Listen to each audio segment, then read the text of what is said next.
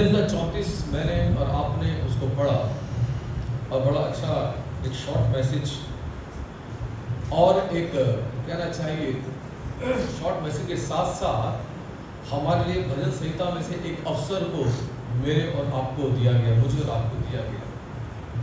और वो अवसर ये है कि मैं और आप खुदावन को परख सकते हैं, टेस्ट कर सकते हैं। क्योंकि बाइबल कहती है यहोवा भला है और उसकी करुणा जो है वो सदा है। लेकिन फिर भी जब मैं और आप खुदावन के साथ चलते हैं, मुझे और आपको अपने जीवन पर बड़ी चुनौतियों का सामना करना पड़ता है। बाइबल भजन 34 में 3 बातें धर्मियों के लिए कहती है। धर्मी वे लोग जो परमेश्वर की दृष्टि में धर्मी हैं। वो लोग धर्मी नहीं जो अपनी वेशभूषा से अपने आप को धर्मी दिखाने का प्रयास करते हैं। क्योंकि बाइबल मुझे और आपको ये कहती है कि परमेश्वर जो है मनुष्य का बाहरी स्वरूप नहीं देखता, बल्कि वो मनुष्य को भीतर से देखता है। और यहां पर 3 बातें धर्मी के विषय में भजन संहिता 34 कहता है। 15 पद जहां पे लिखा है कि खुदावन की निगाहें धर्मियों पर लगी रहती हैं और उसके कान भी उनकी दुहाई की ओर लगे रहते हैं। 17वां पद कहता है धर्मी दुहाई देते हैं और यहोवा सुनता है और उनको सब विपत्तियों से छुड़ाता है। और 19वां पद कहता है धर्मियों पर बहुत सी विपत्तियां पड़ती तो हैं, परंतु यहोवा उनको उन सब से मुक्त करता है। मैं और आप धर्मी थे नहीं, लेकिन खुदावन का धन्यवाद करें कि खुदा ने अपने पुत्र प्रभु यीशु मसीह के बेशकीमत लहू के द्वारा मुझे और आपको ना केवल मोल लिया, बल्कि उसने उस लहू के द्वारा मुझे और आपको धर्मी ठहराया। लेकिन तो भी इस संसार के अंदर मेरे प्रियो बाइबल कहती है कि धर्मियों के ऊपर जो प्रभु के लोग हैं उनके ऊपर समस्याएं आती हैं, उनके ऊपर कलेश आते हैं,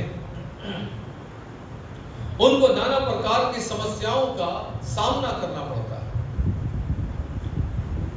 और फिर एक सवाल खड़ा होता है और वो सवाल ये है कि मैं और आप जब आसमान और जमीन को बनाने वाले हमारे प्यारे प्रभु यीशु मसीह को जानते हैं, मैं और आप सामर्थी परमेश्वर को पहचानते हैं,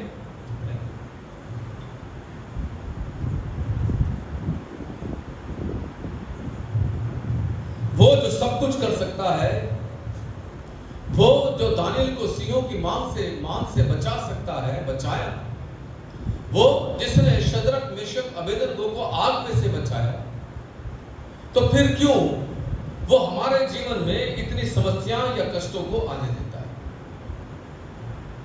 और जब मैंने इस बात के ऊपर विचार किया तो मेरे प्रियो एक विद्वान का एक स्टेटमेंट जो है मैंने उसको पढ़ा और वो कहता है इस पाप की दुनिया में,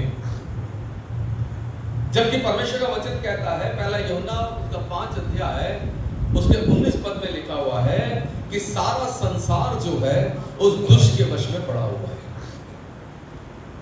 और इसलिए मैंने कहा, वो कहते हैं इस पाप की दुनिया में दुख को आत्मिक जीवन का उत्प्रेरक या इंस्पिरेशन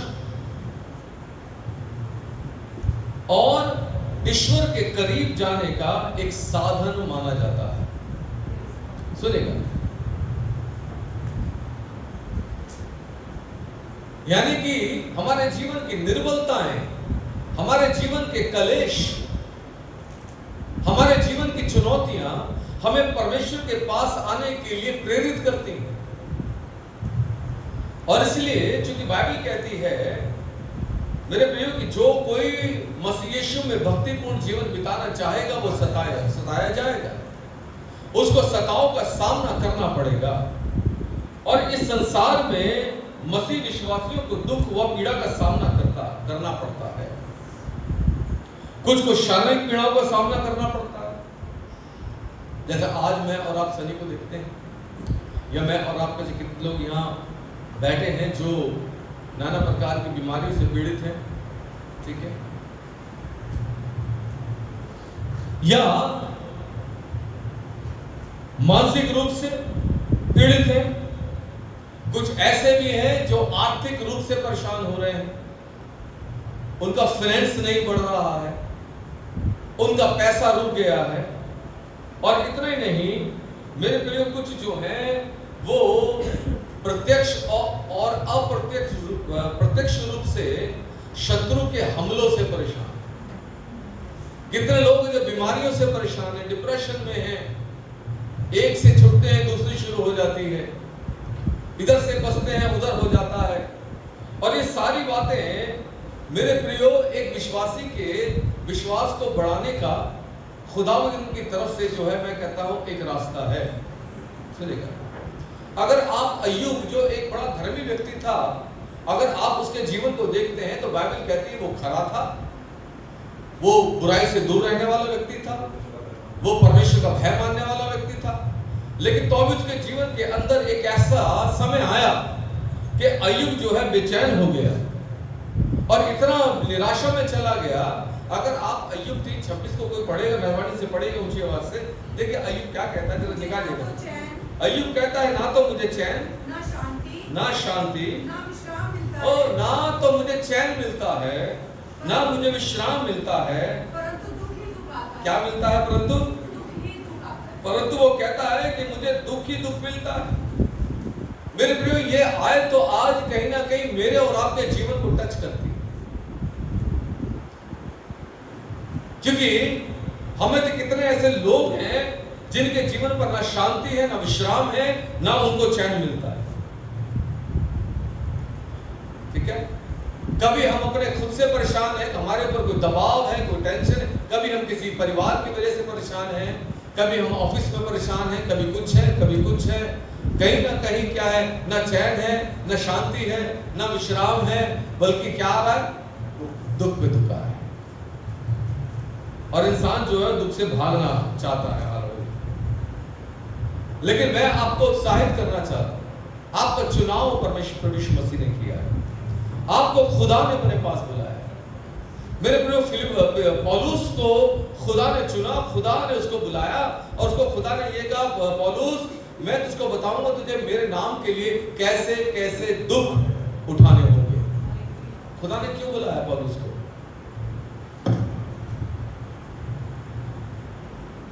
हाँ?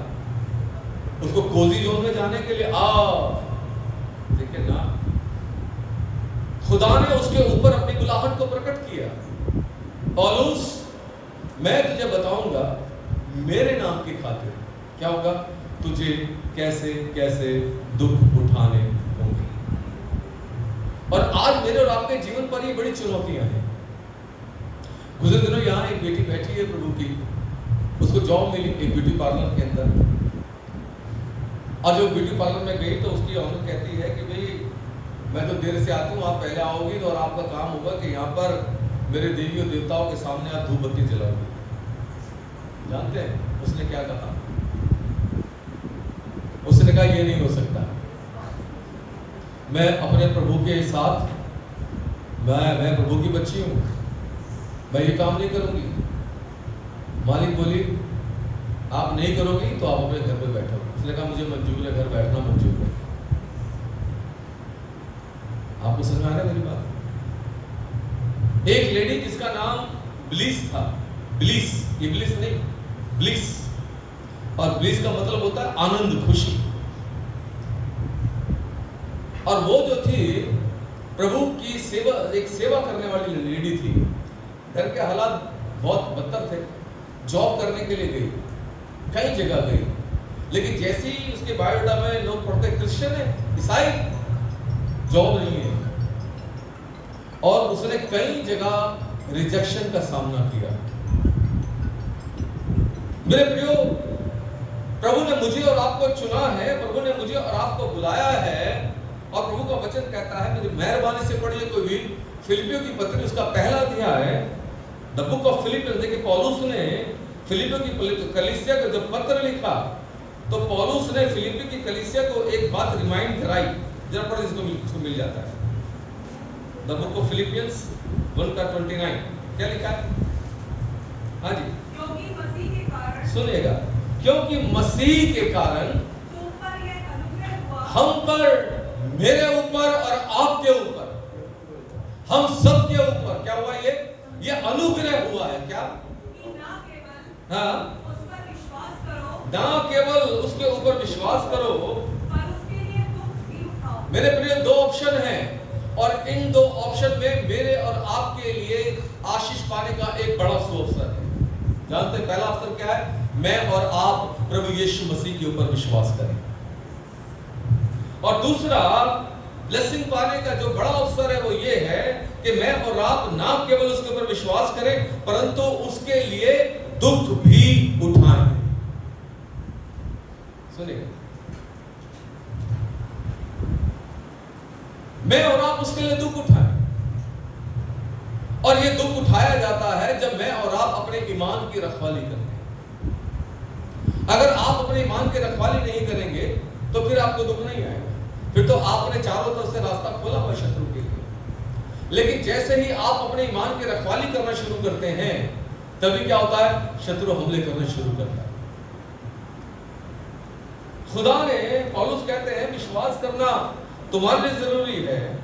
और मेरे प्रयोग आगे कहते हैं कि मैं और आप उसके लिए दुख भी उठाएं। वाह, सुनेगा, हम ऑलरेडी दुख उठा रहे हैं, हम दुख उठा रहे हैं। कितने लोग हैं जो बीमारियों से परेशान हैं, लेकिन तो भी खुदावंद का धन्यवाद करते हैं। मुझे याद आता है कि भाई चमन प्रकाश के बारे में मैंने बोला, जब वो अंधा था, वो उसकी आंखें चली गई थी, लोगों ने उससे कहा, अरे तू मसीह ईसाई बन गया, अरे तू तो कहता है कि तेरे यीशु मसीह ने कितने लोगों की आंखें खोल दी है, और क्या तेरी आंखें नहीं खोली यीशु मसीह ने?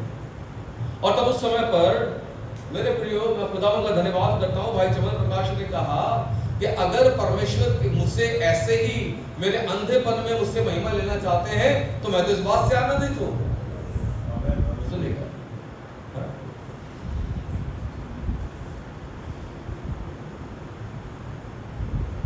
हम अपने प्रभु परमेश्वर से, हम अपने उद्धारकर्ता प्रभु यीशु मसीह से प्रेम, उद्धार और क्षमा और आशीष की चाह करते हैं।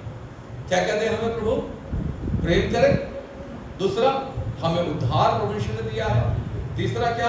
हमको क्षमा किया है, चौथा अब बस खुदा तो मुझे आशीष पे आशीष देता चला है।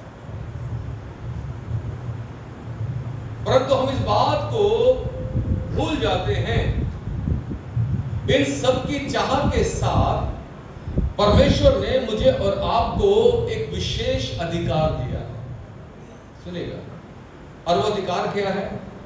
वो अधिकार ये है कि हम उसके लिए दुख उठाएं। संत पौलुस, मेरे प्रियो, जिसने बाइबल के अंदर 13 पत्रियों को लिखा, जिसने 5 बार 39 कोड़ों को खाया, और जो जहाज पर चढ़ा तो जहाज टूट गए, अपने जान के जोखिम में रहा, कभी अन्य जाति से, कभी अपने ही लोगों से, और एक बार तो ऐसे हालात बन गए कि 40 लोगों ने कसम खाई कि जब तक पौलुस का सर उसके धड़ से अलग नहीं कर देंगे तब तक हम ना खाएंगे, हम ना पिएंगे। लेकिन खुदा का धन्यवाद है कि खुदा ने पौलुस को बचाया, और वो पौलुस अपने बुलाहट में, अपने जीवन के लक्ष्य में, वो फिलिपियों की पत्री 3 अध्याय 10 पद में जब वो लिखता है तो वो कहता है, मैं चाहता हूं कि मैं यीशु मसीह के मृत्यु की सामर्थ को और उसके साथ उसके दुखों में सहभागी होने के मर्म को समझ सकूं। और ये पौलुस की प्रार्थना थी। लेकिन आज मेरी और आपकी प्रार्थना केवल सुख प्राप्त करने के लिए है, या मेरी और आपकी प्रार्थना ये है कि प्रभु मेरी सहायता कर कि मैं तेरे साथ उस क्रूस के दुख में सहभागी हो सकूं। प्रभु मैं तेरे उस प्रेम को जान सकूं। हालेलुया। अगर मैं और आप यीशु मसीह के जीवन को देखें, जिस जो हमारा उद्धार करता है, मेरे प्रिय बैतलहम के अंदर यीशु मसीह को गलत जब उसने कहा मैं और पिता एक है, इतना ही नहीं, उसे भला बुरा बोला गया। इतना ही नहीं, गतसमनी के बाग में उसकी बड़ी कठिन परीक्षा हुई। मेरी और आपकी परीक्षा होती है क्या? लेकिन अगर एहसास करेंगे तो हर पल आपकी परीक्षा होती है, हर पल। और खुदा उस परीक्षा के द्वारा आपके प्रेम और आपकी वफादारी, आपकी ईमानदारी को परखते हैं। और अगर आप उसके अंदर सक्सेस होते हैं तो फिर आपको नेक्स्ट लेवल का कमीशन दिया जाता है। गतसमनी के अंदर एक बड़ी कठिन परीक्षा का सामना यीशु मसीह को करना पड़ा। ना केवल इतना, थोड़ा हम आगे आए, उसको पीटा गया, उसको कोड़े मारे गए, उसको क्रूस पर चढ़ाया गया। अगर मैं और आप इस सब की तुलना हमारे जीवन के दुख, तकलीफ और कलेश से करें तो हमारा कलेश, हमारी तकलीफ क्या है? बहुत हल्की। अभी कुछ दिन पहले, लगभग 1-1.5 महीने पहले, मैं एक एंगेजमेंट में था।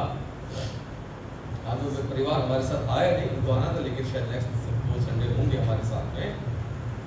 तो जब मैं वहां पे था, मुझे मौजूद था और वहां पर एंगेजमेंट पढ़ी जा रही थी, तो एक पास्टर मेरे साथ खड़े होकर के इन्वाइट कर रहे थे। पास्टर विनोद उनका नाम है। और अभी थोड़े दिन पहले उनको पुलिस ने पकड़ा और उनको कॉलर से पकड़कर पुलिस घसीटते हुए उनको थाने ले गई। किस लिए? क्योंकि वो सेवा करते हैं। एलिगेशन क्या है? धर्मांतरण का। और धर्मांतरण किसका हुआ ये किसी को नहीं पता।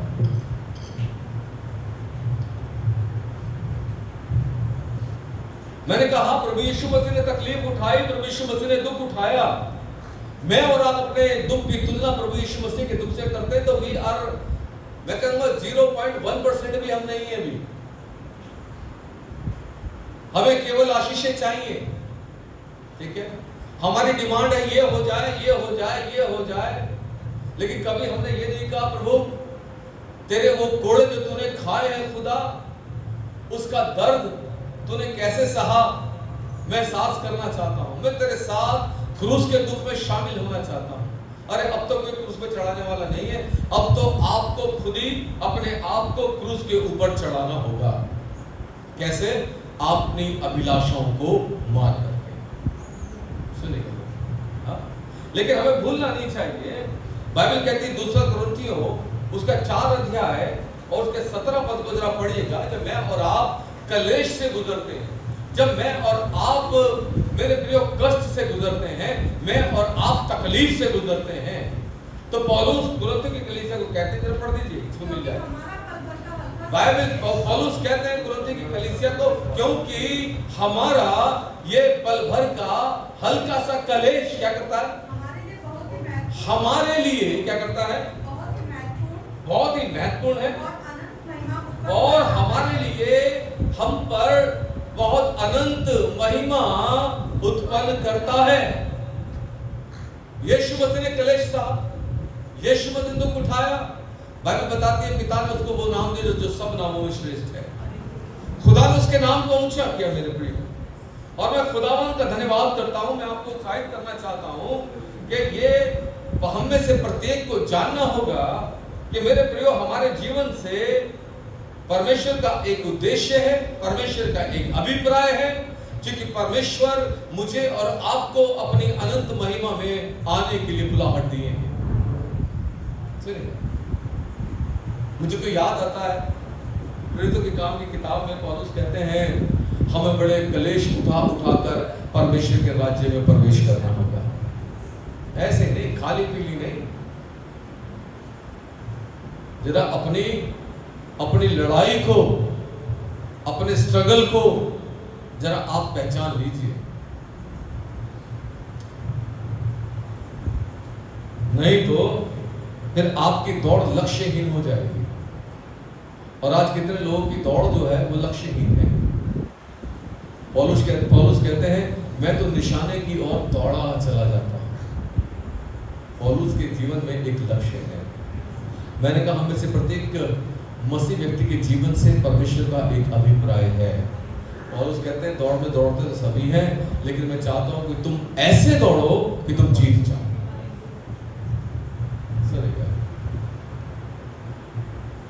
हालेलुया। बाइबल कहती है ये पल भर का कलेश जो है वो हमारे जीवन में एक बड़ी अनंत महिमा का कारण है। और मैंने कहा कि परमेश्वर का अभिप्राय सबके जीवन से है, सब विश्वासियों के जीवन से है। इसलिए अपने कलेश में, अपनी बीमारियों में, अपने कष्टों में आप इस बात को मत भूलिएगा, क्योंकि बाइबल ये कहती है जो लोग परमेश्वर से प्रेम करते हैं उनके लिए सब बातें उनके लिए भलाई ही को उत्पन्न करती है ना। हमारा परमेश्वर दूरदर्शी है, वो दूर तक देखता है। हालेलुया। लेकिन जब कष्ट आता है तो मेरे और आपके सामने दो ऑप्शन होते हैं, दो तीन ऑप्शन है, मैं आपको बताऊंगा, ठीक है। पहला ऑप्शन तो ये है, हालेलुया, कि मैं और आप उसका सामना कैसे करते हैं, उस कष्ट का, उस कलेश का। और कलेश आता क्यों है? बाइबल कहती है कि कलेश आता है हमारी भूल और हमारे पाप के कारण।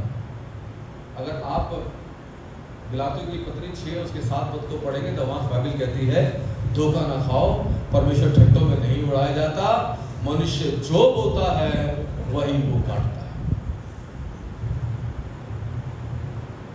खुदावंद का आत्मा हमसे बात कर रहा है। ये दो धारी तलवार है, ये दोनों तरफ काटेगी। बाइबल कहती है, यहां तक कि पौलुस कहते हैं पहला कुरिन्थियों 10 अध्याय उसके 13, 14, 15 पद में जब यहाँ पर जाते हैं तो वहां लिखा तुम किसी ऐसी परीक्षा में नहीं पड़े जो कैसी हो, तुम्हारे सहने से कैसी हो, बाहर हो। आगे पढ़िए। परमेश्वर सच्चा है, वो तुम्हें सामर्थ्य से बाहर परीक्षा में पढ़ने ना देगा, बल्कि विकास भी करेगा। सुनिए, मैंने कहा परमेश्वर दूरदर्शी है। कई बार हमारे जीवन में आने वाले कलेश, हमारे आने वाले कष्ट, मेरे प्रियो, जिनको हम फ्यूचर में नहीं देख पाते कि क्या भलाई उत्पन्न होगी, परमेश्वर उस भलाई को देख लेते हैं। आपकी घड़ी में टाइम कितना हो रहा है, प्लीज मुझे बताइए। आपके पास घड़ी में टाइम कितना हो रहा है? 3:10। हम समझ नहीं पाते हैं, बस हमें कलेश दिखाई देता है। मेरे प्रियो, परमेश्वर के चुने हुए लोगों के ऊपर कष्ट और तकलीफ का आना बड़ा सहज है। और अगर मैं और आप, चूंकि मैंने कहा परमेश्वर दूरदर्शी हैं, वो समय में देखते हैं फ्यूचर में क्या होने वाला है। और इसलिए परमेश्वर ने, मेरे प्रियो, मैं और आप इसकी बात करते हैं, इस बारे में विचार कर रहे हैं, तो मुझे यूसुफ की याद आती है। यूसुफ को उसके भाई ने बेच दिया। यूसुफ रोता रहा, चिल्लाता रहा, रोते रोते कहां पहुंच गया? मिस्र में पहुंच गया। 2 पुत्र उत्पन्न हुए, एक का नाम मनुष्य। मनुष्य का मतलब था, ओ परमेश्वर ने मेरा कष्ट, मेरा दुख मुझे मिला। और फिर दूसरा है प्रेम, परमेश्वर ने मुझे फलवत किया, मुझे आशीष दी। लेकिन जब समय बीता तो खुदा ने एक और बड़ा काम किया। खुदा ने, बाइबल कहती है, यूसुफ को पहले इसलिए भेजा कि वो अपने परिवार के लोगों को क्या करे, उस अकाल के समय में उनको सरवाइव कर सके, खिला सके। यीशु मसीह के पास एक खबर आई, अरे तू जिससे प्रेम करता है वो बीमार है, तेरा मित्र लाजर। यीशु ने कहा 2-4 दिन और रुक जाओ। और क्या हो गया? वो मर गया। और जब यीशु मसीह पहुंचे तो लोग कहने लगे, अरे क्या ये इतना भी नहीं कर सकता था कि ये व्यक्ति नहीं मरता? 2 बहनों का अकेला भाई था। लेकिन उन्होंने कहा ये मृत्यु जो है परमेश्वर की महिमा के लिए है। मार्था और मरियम अत्यंत पीड़ा में थी, अत्यंत दुख में थी, क्योंकि रोते हुए उन्होंने कहा था, प्रभु यदि आप यहाँ होते तो हमारा भाई कदापि नहीं मरता। लेकिन खुदा ने कहा विश्वास कर। और मैं धन्यवाद करता हूँ कि लाजर की मृत्यु से मेरे प्रिय परमेश्वर के नाम को बहुतायत के साथ महिमा मिली। मैं बात कर रहा हूं कष्ट क्यों आता है। और जो तीसरी बात है मेरे प्रिय, वो ये है, कष्ट आता है, ये समस्या आती है जब मैं और आप कुड़कुड़ाते हैं, चाहे अपना दान देने में कुड़कुड़ा रहे हो, चाहे दसवां देने में कुड़कुड़ाहट हो रही हो, या मेरे प्रिय क्योंकि अचानक से कोई समस्या आ गई है और हम कह रहे हैं प्रभु मैं ही हूं, खुदा तूने मेरे पर ही ऐसा कर दिया। और जब हम कुड़कुड़ाते हैं तो मेरे प्रियो में समस्या आती है, याद रखिएगा। और इसका बड़ा उदाहरण जो है मेरे प्रियो वो गिनती की किताब में 12 अध्याय उसके 10 पद में पहले दूसरे पद को पढ़ेंगे तो वहां पर मूसा ने कुशी स्त्री से विवाह कर लिया है और वहां पर मरियम और उसके साथ हारून क्या कर रहे हैं? कुड़कुड़ा रहे हैं। अरे क्या करा मूसा तूने? अरे खुदा केवल मूसा से ही बात थोड़ा करता है, अरे वो हमसे भी तो बात करेगा ना। और फिर जब मैं और आप आगे जाते हैं उनके 10वें पद में जरा पढ़ दीजिए, गिनती उसका 12 अध्याय उसका 10 पद दिल्ली से पढ़ेगा। बादल तंबू के ऊपर से उठ गया फिर और मरियम कोट से ओह माय गॉड, क्या हो गया? मरियम कोर से क्या हो गई? श्वेत हो गई। जब तक खुदा अपने दासों की निंदा को सुनता नहीं, इसलिए बड़ा सोच और समझ करके बात करना चाहिए। हालेलुया। तीसरा, हमारे जीवन पर कलेश, बीमारियां और समस्याएं तब आती हैं जब हम परमेश्वर के पवित्र आत्मा की अगुवाई का इनकार कर देते हैं। कहते हैं नो, अरे मैं अपने मर्जी से जीऊंगा भाई, मैं अपने तरीके से जीऊंगा, अरे मैं खुदा की बात नहीं मानूंगा, अरे ये परमेश्वर का वचन बेकार की बात है, इन पादरियों को तो काम है दिमाग खराब करना, हम तो अपनी करेंगे। फिर क्या होता है? फिर क्या होता है? फिर ऐसे जाल में फंस जाते हैं क्योंकि चारों तरफ केकड़े होते हैं। फिर कहते हैं भाई साहब क्या करो? प्रार्थना करो, और ऐसे मत करना, उपवास भी रखना तुम, हम तो रखेंगे नहीं। जरा सोचिएगा जरा,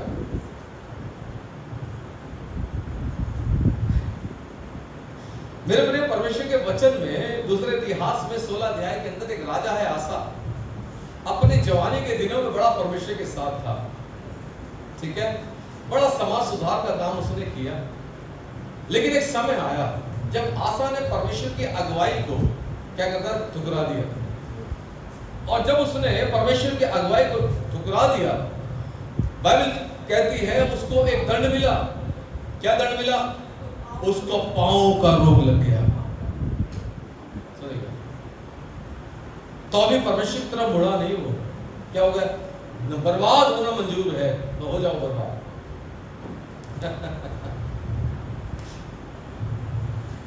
सर एक अन्ना व्यक्ति था जब यीशु मसीह से चेलों ने पूछा, प्रभु हमें बताइए किसने पाप किया? इसने किया या इसके माँ बाप ने किया जो ये ऐसा जन्मा है? चेले बड़ी उत्सुकता था प्रभु यीशु मसीह के चेहरे की ओर देख रहे थे कि प्रभु को बड़ा अच्छा सा जवाब देंगे। प्रभु ने क्या कहा? प्रभु ने कहा ना इसने पाप किया ना इसके माता पिता ने पाप किया, लेकिन ये इसलिए हुआ कि इसमें परमेश्वर का कार्य प्रकट हो जाए। इसका मतलब क्या है? हमारी समस्याओं में, हमारे कलेश में, हमारे दुखों में मेरे प्रियो परमेश्वर हमारे साथ है। और अगर खुदा हमारे साथ नहीं है ना तो फिर हम सह नहीं सकते। फिर क्या होगा? और फिर कभी फंदा दिखाई देता है, कभी रेल की पटरी दिखाई देती है, कभी कोई ऊंची बिल्डिंग दिखाई देती है ना। लेकिन धन्यवाद इस बात का है कि खुदा हमारे साथ है। हालेलुया, आमीन, प्रेज़ द लॉर्ड। खुदा मेरी और आपकी ताड़ना इसलिए करते हैं कि मैं और आप ना केवल परमेश्वर के निकटता में बढ़े, बल्कि मैं और आप परमेश्वर के वचन में अपनी जड़ों को गहरा करें। और अभी जब मोनिका प्रचार कर रही थी 34 से, क्या था? परख कर देखो। खुदा इसलिए परीक्षाओं में लाता है कि मैं और आप उसको परख सकें। और खुदावन अपने वायदों में सच्चे हैं। हालेलुया। मैंने कहा दुख में और मुसीबतों में, कलेश में हम दो प्रक्रियाएं परमेश्वर के सामने कर सकते हैं। पहली क्या है, या तो हम उस कलेश में, उस दुख में परमेश्वर की अधीनता को स्वीकार करके शांत हो जाए और इस बात के ऊपर भरोसा करें कि मेरी तकलीफ, मेरा कलेश, मेरी बीमारी, उस सब के ऊपर खुदा ने अपनी निगाह को लगा के रखा हुआ है। और दूसरा जो प्रतिक्रिया वो ये है कि हम विद्रोह कर सकते हैं परमेश्वर से, और जैसा कितने लोग करते हैं और वो परमेश्वर की निंदा करने लगते हैं, परमेश्वर को भला और बुरा बोलने लगते हैं। ओ खुदा नहीं, ऐसा नहीं, खुदा वैसा नहीं। लेकिन अगर मेरे प्रियो, मैं और आप परमेश्वर के वचन को जानते हैं, मैं और आप परमेश्वर के वचन को पढ़ते हैं और परमेश्वर के वचन के भेद मेरे और आपके ऊपर प्रकट होते हैं, तो मेरे प्रियो फिर परमेश्वर का आत्मा हमारे आत्मा को उत्साहित करता है। परमेश्वर का दास पौलुस, मेरे प्रियो, उसने कलेशों को भोगा, उसने शारीरिक कलेशों को भोगा, उसने मानसिक कलेशों को भोगा।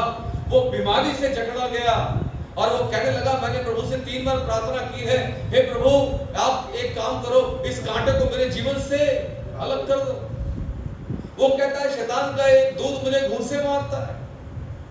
खुदा कहता है पौलुस, मैं कांटा नहीं निकालूंगा।